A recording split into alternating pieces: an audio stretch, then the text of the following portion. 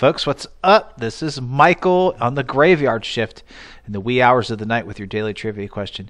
Yet, once again, to get your day started, I hope the weekend went well. It's already over and it's Monday all over again. Here we go. Brand new week off and running. So the answer to the previous trivia question was, of course, none other than Howard Hughes and his record-breaking flight when he left New York City and traveled around the world and landed back in New York City. This was on July 10th of 1938, which was the focus of the trivia question. And he started in New York City en route to Paris, touched down 3 times in Russia, and before flying to Fairbanks in Alaska, Minneapolis, and then back to New York City. Crowds greeted him back at the Big Apple when he finally landed, when all was said and done, and he was honored with a ticker tape parade in Lower Manhattan. He was joined by a navigator named Lieutenant Thomas Thurlow, and they used a Lockheed Super Electra plane which was owned by Hughes. Most of the planes at that time were owned by Hughes. He was known for his ownership and of aviation. Although Hughes was known for being very eccentric, he had a clear goal in mind with this mission. He wanted to dramatize how a well-conceived, thoroughly planned, and carefully executed flight could be carried out without incident. He and Lieutenant Thurlow studied weather patterns. This was very carefully planned. They installed extra radio transmitters, upgraded the engines, and they also, this was significant, they installed cutting-edge navigational equipment. Hughes used what he referred to as a navigation robot. This was a very innovative device. He used this during the record-breaking flight, which would calculate the user's exact geographic location. It was the first time the device was used on a civilian airplane. Important factor here.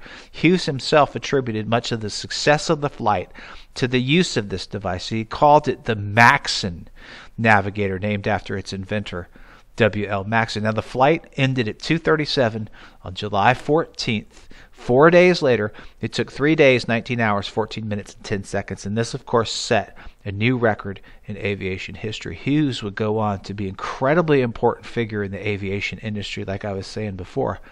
He formed Hughes Aircraft Company in 1932. This was about 6 years prior to this historic flight. He acquired Trans World Airlines and Air West, which was 2 prominent airlines at the time.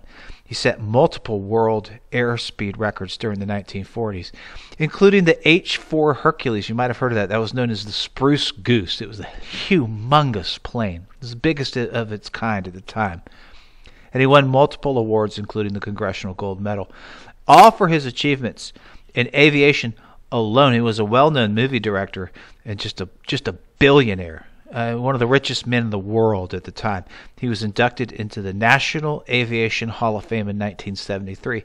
Now, Hughes, in addition to being eccentric, he was just an odd person. He suffered from OCD. Really bad. He had a condition which was very painful if you touched him. He lived as a recluse. He died in 1976, supposedly while on an airplane, in between jumping from hospital to hospital in whatever hotel he was living at the time. He would live in these hotels and would end up buying them because he didn't want to leave them. He was just a weird cat. Interesting to research. 1 year alone, he spent $11 million living in one of these hotels. There's a great Martin Scorsese movie that's out starring Leonardo DiCaprio as Howard Hughes called The Aviator. If you get a chance, you should check it out for sure. All right, folks, like I said, off we go to run into a brand new week, brand new opportunities, and here is a brand new trivia question for July 11th on this day in 1955. In a bill called H.R. 619, Congress authorizes this to appear on all U.S. currency, which actually had its origins going all the way back to the Civil War and would eventually become the official national motto. Good luck, folks. Enjoy your week. Be safe. And thanks for all you do. Peace out.